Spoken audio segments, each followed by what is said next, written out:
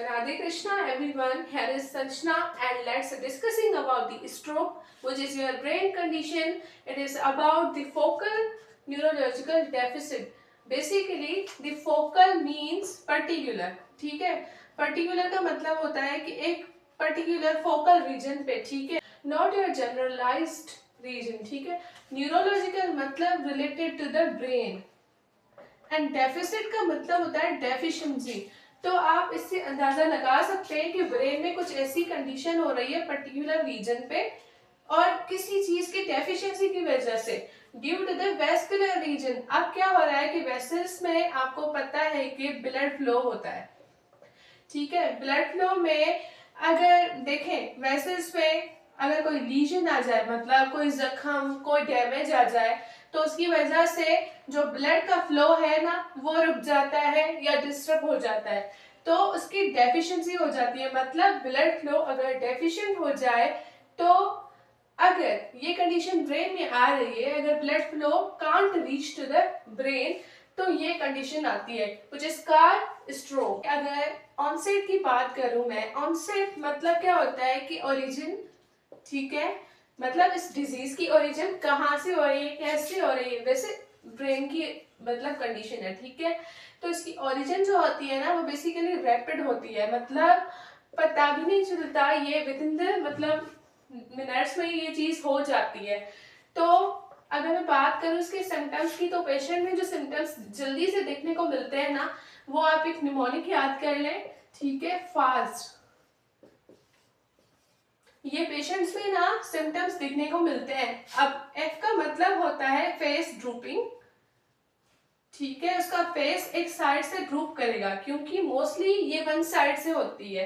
Brain में दो हेमीस्फीयर्स होते हैं, ठीक है, एक तरफ से आपको पता होगा लीजन हो जाएगा तो उसकी कॉन्ट्रालेटरल साइड ऑफ बॉडी पर अफेक्ट आएगा, ठीक है, तो उसके हाफ फेस पे फेस ड्रूपिंग देखने को मिलेगी। एफ फॉर आर्म वीकनेस, ठीक है, और एस फॉर स्पीच, ठीक है। जब स्ट्रोक का नेम आएगा तो ये ब्रेन की कंडीशन है, ठीक है, तो इस पे हम अगर ब्रेन को स्टडी करें तो ठीक है ये स्ट्रक्चर बना लेता है, ठीक है। मेरी इतनी ड्राइंग अच्छी नहीं है लेकिन मैं ट्राई करूंगी आप लोगों को अच्छा समझाने की। तो अगर ब्रेन को देखें, ठीक है, मैं अज्यूम कर रही हूँ, आप लोग भी अज्यूम करें इस बात को कि ये लेफ्ट हेमिस्फीयर है, ये राइट हेमिस्फीयर है, ठीक है। अब क्या होता है कि आपका जो राइट हेमिस्फीयर है ना, ये आपके लेफ्ट साइड ऑफ बॉडी को सप्लाई करता है, मतलब ऐसे समझे कि इनर्वेट करता है, ठीक है, मोटर कंट्रोल करता है, सेंसेशन कंट्रोल करता है, यहाँ पे एरियाज होते हैं, ठीक है। अगर लेफ्ट साइड की बात करूं तो लेफ्ट साइड में भी कुछ एरियाज होते हैं जो आपके right side of the body, ठीक है, right side of the body को सप्लाई करते हैं, मतलब कि आपके कॉन्ट्रालेटरली ये सप्लाई करते हैं, ठीक है, इनर्वेट करते हैं। और उसके बाद क्या होगा कि अगर right side of the body में जैसे स्ट्रोक हो जाए, आप ऐसे समझे कि यहाँ पे सेल्स है, ठीक है, न्यूरॉन्स है, और न्यूरॉन्स को भाई ब्लड चाहिए होती है for metabolism, for doing work और फॉर डूइंग परफॉर्म फंक्शन। तो क्या होता है कि न्यूरॉन्स को अगर ऑक्सीजन सप्लाई नहीं मिलेगी, ऑक्सीजन ब्लड में होती है, ठीक है, तो क्या होगा कि आपका ब्लड रीच नहीं कर पाएगा ड्यू टू एनी रीजन, तो ये सेल्स अपना फंक्शन लॉस कर देंगे, ये अपना फंक्शन सही से परफॉर्म नहीं कर पाएंगे, इट विल डाई, ठीक है। तो क्या होगा कि भाई ये डाई हो जाएंगे, ये फंक्शन परफॉर्म नहीं करेंगे, और ये राइट साइड पे अगर चीज आ रही है तो उसके लेफ्ट साइड में जो चीज है ना, मतलब फेस है, बॉडी है, outside of body from left side, तो वहां का फंक्शन आपका लॉस हो जाएगा, जैसे मोटर, सेंसरी। अब तो वो एरिया के हिसाब से डिपेंड करेगा कि ये इंफेक्शन किस जगह पे हो रहा है या हेमरेज किस जगह पे हो रहा है। मैं इस चीज की बात कर रही हूँ, what is infection, what is haemorrhage. आपके स्ट्रोक पे ना दो चीजें आ जाती हैं, इंफेक्शन, ठीक है, या कह सकते हैं आप हेमरेज। अब ये क्या चीज है, और ये बेसिकली इन दो चीजों की वजह से ही स्ट्रोक को लीड करता है। अब स्ट्रोक क्या था, ऐसे समझे कि स्ट्रोक में आपकी oxygen supply in the blood cut हो रही थी, नहीं मिल रही थी ब्रेन को, तो ब्रेन की टिश्यू डाई कर रहे थे, विच इज योर न्यूरॉन। तो ये जो दो चीजें हैं ना, मतलब infarction and haemorrhage which is lead to stroke. मतलब क्या होगा इस बात का कि आपका इंफाक्शन होगा तब भी स्ट्रोक होगा, एंड अगर हेमरेज होगा तब भी स्ट्रोक होगा। अब इंफाक्शन क्या है? इंफाक्शन में ये होता है कि भाई ऐसे समझे ये आर्टरी है, ठीक है, which is supply blood to the brain. अब क्या होगा इसमें, अगर क्लॉट की फॉर्मेशन हो जाए, ऐसे समझे या प्लेटिलेट्स एग्रीगेशन हो गए, वैसे तो हम काजेस पढ़ेंगे इंफाक्शन के, या ऐसे समझे कि प्लाक डिपॉजिट हो गए आर्टरीज में, ऐसे सब बताऊंगी कि ये सब क्या है, ठीक है। ये प्लेटिलेट एग्रीगेशन है, कह सकते हैं कि प्लेटिलेट्स जमा हो गए, कोगुलेशन हो गई है, ठीक है।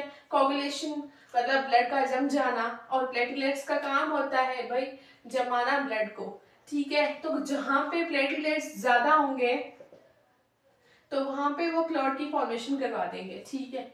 उसके साथ साथ कुछ अलग प्रोटीन्स भी होती है लाइक फिब्रिन। तो क्या होगा, अब ऐसे समझे कि यहाँ प्लाक है, ठीक है। अब प्लाक की वजह से अब जो ये ब्लड जहां यहाँ से जा रहा था वो सही से जा पाएगा? नहीं जाएगा ना। तो इसका मतलब यही है कि इसका ब्लड फ्लो जो है ना वो डिक्रीज हो गया है टुवर्ड्स द ब्रेन, जो आर्टरी ब्लड सप्लाई कर रही थी ब्रेन को। अब ब्रेन के पार्ट को ना ब्लड सप्लाई नहीं कर पाएगा, यहाँ पे कोलेस्ट्रॉल डिपॉजिट हो गया है, प्लाक बन गया है, आप एटीएच कह सकते हो, आर्थरोस्क्लेरोसिस, ठीक है। तो क्या होगा, ब्रेन के पास ब्लड सही से रीच नहीं कर पाएगा, तो ब्रेन के टिश्यूज विल डाई, ठीक है, अपना फंक्शन लॉस करेंगे। अब वो सब चीज हम पढ़ेंगे। अब ये था इंफाक्शन, क्लॉट फॉर्मेशन की वजह से ब्रेन के पास भाई नहीं पहुंच रही ब्लड, तो उसका फंक्शन लॉस हो रहा है। अब हेमरेज क्या चीज है?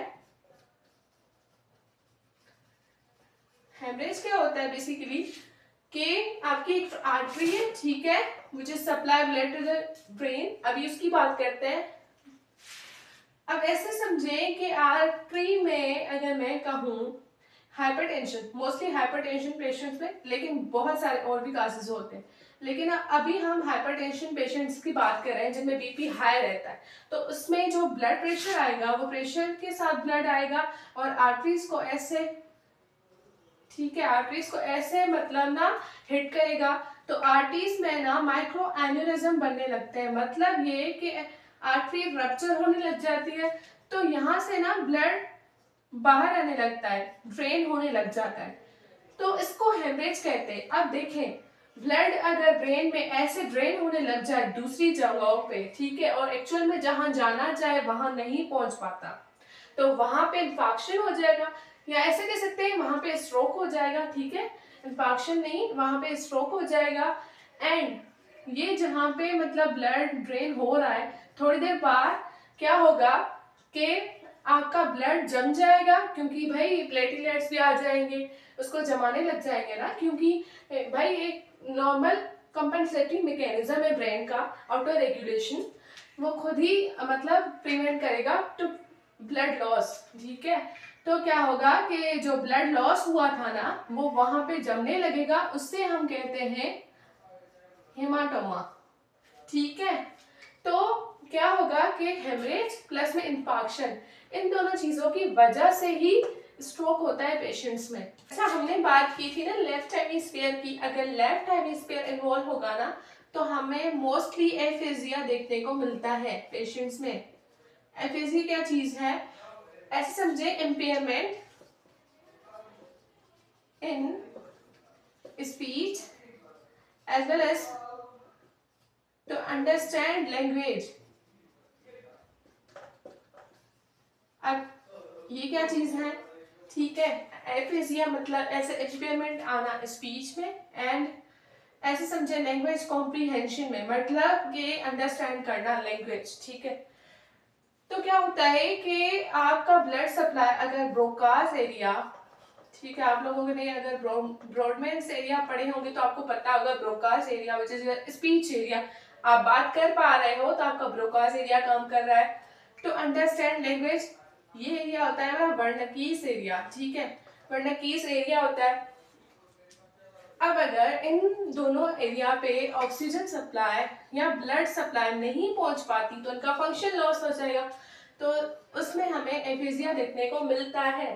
अब लेफ्ट हेमिस्फीयर में ये चीज मोस्ट कॉमन होती है। अगर मैं राइट हेमिस्फीयर की बात करूं तो राइट हेमिस्फीयर में ना मोस्टली हमें देखने को जो मिलती है चीज वो होती है परसेप्शन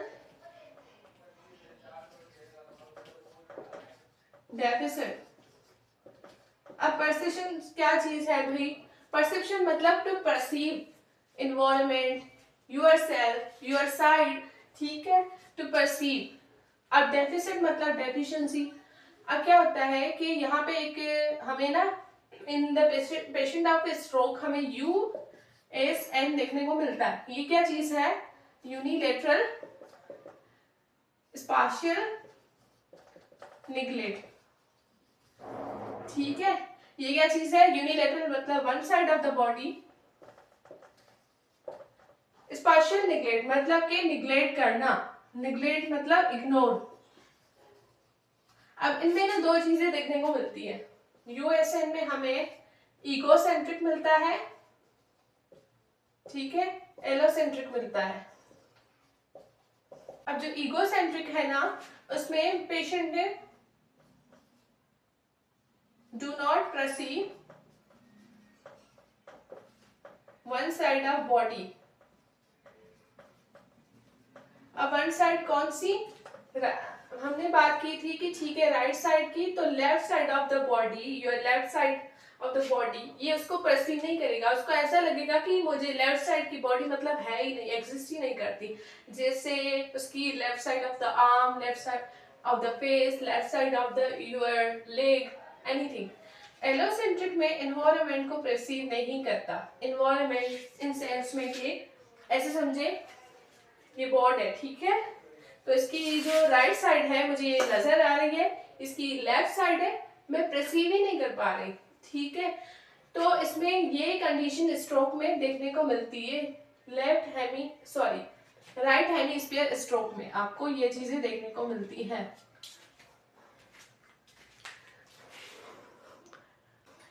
अगर हम इसके स्ट्रोक के इंसिडेंट्स की मैं बात करूं, इंसिडेंट्स ठीक है किन लोगों में पाया जाता है? ये मेल्स में मोस्ट कॉमन होता है और वो भी अबव 40 की एज। ठीक है, और इनका अगर हम रेशो देखें, मेल रेशो फीमेल, तो हमें ना 1.5:1 देखने को मिलता है। मतलब कि male are more affected to the female in the case of stroke. Males में ज्यादा होता है, फीमेल्स में कम होता है इसके कंपैरिजन में, लेकिन हो सकता है मेल्स में मतलब ज्यादा होता है। सही है। रिस्क फैक्टर की बात करूं जो मतलब काज करवाते हैं बेसिकली स्ट्रोक, ठीक है, इसमें ना एक मॉडिफाइबल आता है रिस्क फैक्टर, एंड नंबर 2 पे है नॉन मॉडिफाइबल। ठीक है, नॉन मॉडिफाइबल का मतलब होता है जिसे हम चेंज नहीं कर सकते। ऐसे रिस्क फैक्टर जिसे हम चेंज नहीं कर सकते। अब जैसे एज, ठीक है, एज एक फैक्टर है जिसे हम चेंज नहीं कर सकते। और नंबर 2 जेंडर, जैसे हमने अभी पढ़ा कि मेल रेशो फीमेल, ठीक है, इंसिडेंस पढ़ा कि मेल में ज्यादा होता है फीमेल में कम होता है। अब थर्ड में ऐसे समझे कि आ रहा है कि प्रीवियस वेस्कुलर हिस्ट्री। अब ऐसे समझे कि ऐसी हिस्ट्री वेस्कुलर कोई मतलब इशू हो चुका है, प्रीवियस में है, योर पास्ट में है, तो आप उसे चेंज तो नहीं कर सकते ना, तो ये आपके हैं नॉन मॉडिफाइबल। अब मॉडिफाइबल में अगर देखें जिसे हम चेंज कर सकते हैं, लाइक योर HTN, किसी बंदे को हाइपरटेंशन है, आप उसको मॉडिफाई कर सकते हैं ना, साल्ट का इंटेक जैसे कम करके, साल्ट कम खाकर या कुछ ऐसी मेडिसिन लेकर जिससे हर चीज नॉर्मलाइज हो जाए। और इसके बाद जो है बेसिकली आपका आर्टीरियल फिब्रिलेशन ठीक है, हार्ट बीट का तेज हो जाना और आर्टरिया का कुछ ज्यादा वर्क करना इरेगुलर मैनर में। ठीक है, नॉर्मल से चीज हट गई ना। और एमआई की बात करूं तो जैसे टेबलेट्स होती हैं, ठीक है, ऐसे एमआई का झटका मतलब किसी पर्सन को आ गया तो हम क्या करते हैं भाई, ट्रीट करना होता है ना, तो कुछ ऐसे टेबलेट्स आते हैं जैसे नाइट्रोग्लाइसिन है, ज्यादातर मतलब ये टेबलेट्स देके पेशेंट को ठीक कर देते हैं। और 4 नंबर पे अगर मैं बात करूं तो पेशेंट्स में और भी मॉडिफायर एबल जो रिस्पेक्टर होते हैं ना, वो भी देखने को मिलते हैं, लाइक डायबिटीज मेलाइटस। ठीक है, डायबिटीज को भी कंट्रोल कर सकते हैं शुगर का इंटेक कम करके, लाइक ऐसे कुछ जो है ना जिससे ज्यादा ग्लूकोज बनता है इन योर बॉडी, उनका इंटेक कम करके ना हम कंट्रोल कर सकते हैं डायबिटीज मेलाइटस को। ठीक है, और नंबर 5 पे आ रहा है अल्कोहल की। अगर मैं बात करूं तो अल्कोहल का इंटेक को मॉडिफाई करके, चेंज करके, जैसे जो पेशेंट जो पर्सन्स अल्कोहल इंटेक कर रहे हैं ज्यादा अमाउंट में, तो उनको कहें कि आप कम कर दें। ठीक है, फौरन से तो कम नहीं करेंगे, लेकिन कह देंगे कि आप कम करें तो आपका ये बेनिफिट हो सकता है कि आपको स्ट्रोक के चांसेस कम हो जाएंगे, क्योंकि वेसल्स को अफेक्ट करता है। अब अगर हम बात करें पैथोफिजियोलॉजी की कि मतलब ये चीज स्ट्रोक किस तरह से हो रही है, अगर हम इसके डेप्थ में जाएं कि क्या हो रहा है एक्चुअली हमें पता तो चले, तो इस पे भी ना हम 2 चीजें पढ़ेंगे। हमने पहले ही पढ़ दी थी इंफाक्शन, ठीक है, और एक थी हेमरेज। अब हम अगर इंफाक्शन को डेप्थ में पढ़ें तो उसकी पैथोफिजियोलॉजी में पढ़ा रही हूँ आप लोगों को। बेसिकली हमने पढ़ा कि एक आर्टरी थी, उसमें प्लाक की डिपोजिशन हो गई या कोलेस्ट्रॉल जमा हो गया, और या ऐसे कह सकते हैं कि आपके प्लेटलेट्स एग्रीगेशन हो गई। मतलब कैसे समझें कि पाइप में कोई चीज फंस गई है और वहां से पानी नहीं जा रहा। ठीक है, तो ये किस तरह से हो रहा है कि भाई ऑक्लूजन हो रही है, जमा हो रही कोई चीज, अक्यूमुलेट हो रहा है प्लाक, अक्यूमुलेशन ऑफ प्लाक कह सकते हैं। उसके बाद क्या होगा कि आपकी आर्टरी में एक ऑक्लूजन आ गई है, ठीक है, डिस्टर्बेंस आ गई है। अब क्या होगा, ये ब्रेन को जो सप्लाई करने जा रही है ना, वो नहीं कर पाएगी, इसका ब्लड फ्लो जो है वो डिक्रीज हो जाएगा टू एस द ब्रेन। अब क्या होगा, ब्रेन में एनोसिक इंजरी हो जाएगी। मतलब क्या है इस बात का कि आपके जो न्यूरोनल सेल्स है ना, उनकी नेक्रोसिस हो जाएगी, न्यूरोनल सेल्स नेक्रोसिस हो जाएगी, वो डाई हो जाएंगे, तो हमारा स्ट्रोक कास होगा और इसका फंक्शन लॉस हो जाएगा। ठीक है, अब हम बात करते हैं कि भाई ब्रेन में हम पहुंच चुके हैं, ठीक है, भाई आर्टरी है ब्रेन को सप्लाई कर रही है। अब ना ऐसे समझिए कि ब्रेन का कोई पार्ट है, यहाँ पे भी तो सेल्स होंगे, ये ऐसे सेल्स पड़े हुए हैं, ये सेंटर में भी सेल्स पड़े हुए हैं। अब हम मैं ना सेंटर की बात कर रही हूँ अभी। सेंटर वाले पार्ट को ऐसे कह दें कि कोर टिश्यू है, ठीक है। कोर टिश्यू को अगर सप्लाई नहीं मिलेगी ना, कोर टिश्यू को अगर सप्लाई नहीं मिलेगी तो उस पे ऐसे समझो इंफाक्ट हो जाएगा, इंफाक्शन आ गया। अब क्या होगा कि एक्यूट स्टेज में अब अगर कोई मेडिसिन दोगे, इसका ट्रीटमेंट दोगे, like your thrombolytic medicine, thrombus को ब्रेक करने के लिए, ये जो प्लाक बन गया है ना या थ्रोम्बस की फॉर्मेशन हो गई है, इसको ब्रेक करने के लिए मेडिसिन दोगे, ब्रेक हो जाएगा, फिर आर्टीरियल सप्लाई सही हो जाएगा, फिर ब्लड फ्लो सही जाएगा। अब अगर इसको हमने ट्रीट नहीं किया तो क्या होगा, ये जो आउटर लेयर है ना कोर टिश्यू की आउटर साइड्स जो सेल होते हैं ना, बेसिकली जिसे हम क्या कहते हैं, पेनम्ब्रा, पेनम्ब्रा, ठीक है, पेनम्ब्रा कहते हैं। तो पेनम्ब्रा में क्या होगा, सेम इंफेक्शन शुरू हो जाएगा, क्योंकि हमने कोर टिश्यू को तो ट्रीट नहीं किया, उसके बाद तो ऐसे बढ़ेगा ना इंफेक्शन, सराउंडिंग को भी डिस्टर्ब करेगा, तो एक बड़ा सा इंफेक्शन हो जाएगा which will lead to the stroke. तो पेशेंट्स फुल पैरालिसिस हो जाएगा, उसका हर function one side of the body loss हो जाएगा। ठीक है, ये थी इसकी पैथोफिजियोलॉजी। और अब बात करेंगे हम due to the haemorrhage stroke कैसे होता है। इसकी अगर मैं पैथोफिजियो देखूं, चीज सिंपल है, ठीक है, पैथोफिजियोलॉजी। अब ये किस तरह से हो रहा है कि ऐसे समझे कि ये हमारा ब्रेन है, ठीक है, प्लीज मेरी ड्राइंग पे मत जाइएगा, आई एम अगेंस्ट चेक, ठीक है, ये आर्टरी है विच सप्लाई योर ब्रेन। अब ऐसे तो बहुत आर्टरी होती हैं, हम ऐसे ही कोई आर्टरी की बात कर रहे हैं। ठीक है, एक आर्टरी ब्रेन को सप्लाई कर रही है। सप्लाई का मतलब ब्लड सप्लाई करना या उसमें जो ऑक्सीजन है बेसिकली ब्रेन को देना। अब क्या होगा कि haemorrhage in case of HTN patient ज्यादातर मतलब कि हाइपरटेंसिव पेशेंट है, ठीक है, तो उनमें क्या होगा कि ब्लड का प्रेशर बहुत ज्यादा होता है as compare to the normal. उसका प्रेशर बहुत ज्यादा एकदम से ब्लड आता है। तो मैंने पहले ही बात कर चुकी कि इतना प्रेशर से ब्लड आएगा ना तो आर्टरीज को ऐसे हिट करेगा, आर्टरीज को रप्चर करेगा, उसमें माइक्रो एन्यूरिज्म हो जाएंगे, ठीक है, होल्स क्रिएट हो जाते हैं, बेसिकली रप्चर हो जाती है। तो वहां से ना आर्टरी का जो है बेसिकली क्या होता है, कॉन्टैक्ट बाहर आने लगता है। क्या कॉन्टैक्ट है उनका, ब्लड है ना, ठीक है, ब्लड ड्रेनेज हो जाती है बाहर की तरफ। तो अब अगर ऐसे समझे कि ये ब्रेन है, ठीक है, तो वहां पे ऐसे आर्टरी सप्लाई कर रही है और यहाँ पे ही इसका एन्यूरिज्म हो गया, मतलब रप्चर हो गया, ऐसे समझो माइक्रो एन्यूरिज्म हो गए, ठीक है, रप्चर हो गया है पार्ट। तो यहाँ पे ड्रेनेज हो जाएगी ब्लड के, यहाँ पे भी ड्रेनेज हो जाएगी। अब ब्लड फ्लो इधर भी चला गया, इधर भी चला गया। अब जो ये जिस पार्ट पे जाना था वहां नहीं जा पाएगा ना, वहां पे ब्लड लॉस, ठीक है, ब्लड लॉस हो गया, स्ट्रोक हो जाएगा, ऐसे समझे, स्ट्रोक हो जाएगा। और यहाँ पे क्या हुआ, बेसिकली जो ब्लड बह गया था ना वो उसी टाइम, मतलब कुछ टाइम में ऐसा होता है कि वो जम जाता है। जम जाने वाले पार्ट को हेमाटोमा कहते हैं, ठीक है।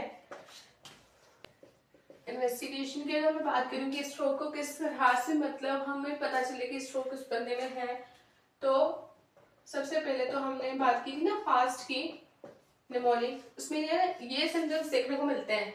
अगर पेशेंट गए, आपको फील हो कि आप उसको देख रहे हैं, उसका फेस ड्रॉप कर रहा है, ठीक है, and A for arm weakness, वो कहेगा कि मेरा आर्म सुन हो रहा है, ऐसे सिम्टम्स आ रहे हैं, कुछ फील नहीं हो रहा है, ऐसा लग रहा है कि ये पार्ट सुन हो गया है। एज फॉर स्पीच, उसके स्पीच में मसला आएगा, तो आप क्या करेंगे, टाइम, ये आपके पास टाइम है टू द कॉल इमरजेंसी, उसको कॉल करेंगे कि भाई इसको सेट करना है, अभी इसको लेके जाएंगे फौरन ही।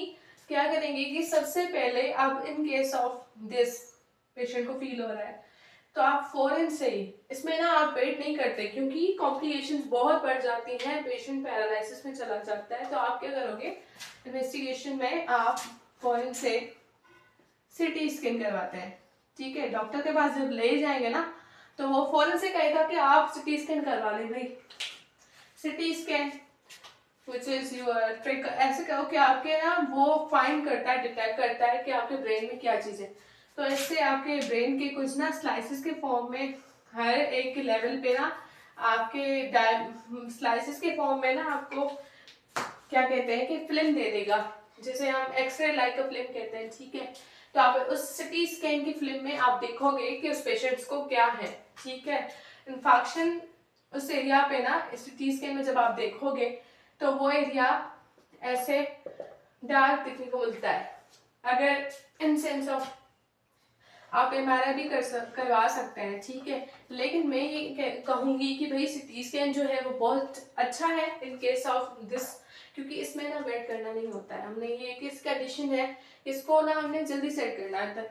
तो एमआरआई इसलिए रिफर नहीं कर रही क्योंकि जो सीटी स्कैन है ना वो 20 मिनट लेता है, एमआरआई 20 से ज्यादा, तो 20 मिनट चाहिए सिटी स्कैन के लिए, फिर उसके बाद चेक करेंगे कि उस पेशेंट को क्या क्या सिम्टम्स आ रहे हैं।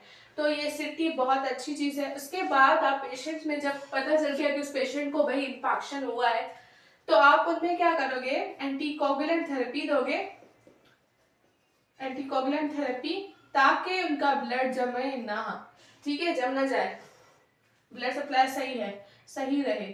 तो उसमें आप हेपेरिन दोगे पेशेंट को, हेपेरिन मेडिसिन है, ठीक है, एंड थ्रोम्बोलाइटिक मेडिसिन दोगे पेशेंट को ताकि इसका जो थ्रोम्बस था ना वो ब्रेक हो जाए। थ्रोम्बोलाइटिक मेडिसिन में आप उन्हें वार्फरिन दे सकते हो, ठीक है। ये इसकी भाई इसके साथ साथ इन्वेस्टिगेशन भी मैंने बता दी ठीक है, मैनेजमेंट में मैंने आपको एंटीकोगुलेंट बता दिया, थ्रोम्बोलाइटिक बता दिए, ये फौरन से दिए जाते हैं कि ताकि पेशेंट को कंडीशन को हम ना ट्रीट कर पाए।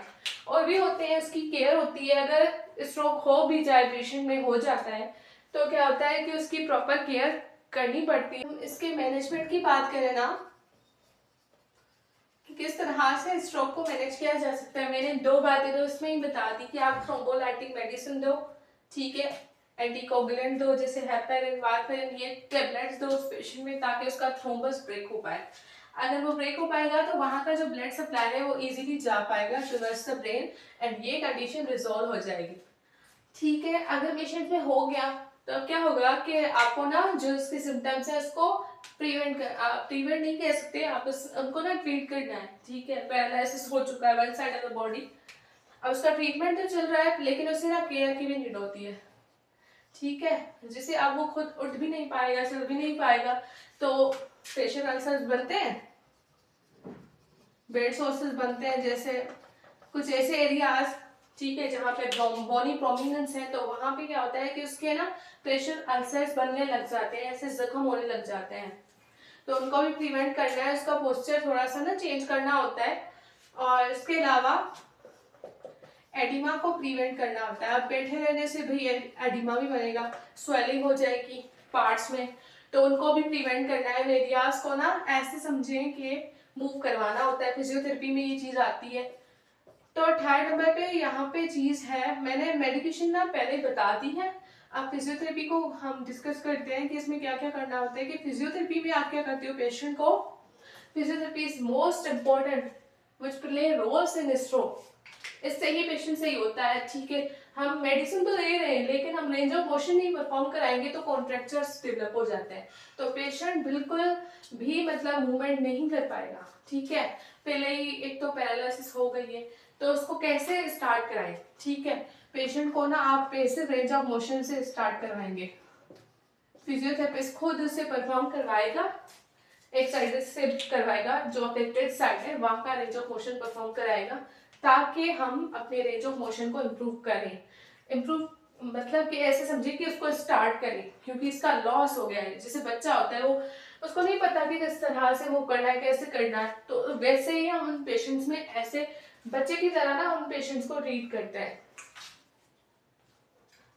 अब इसमें एक ये और चीज भी है कि भाई आपने रेंजेस में आप मेजर करते हो इनकी, जैसे आप भाई करवाओगे पैसिव रेंज ऑफ मोशन, तो उनको रेंजेस भी तो मेजर करोगे ना कि कितनी रेंज इंप्रूव हुई है।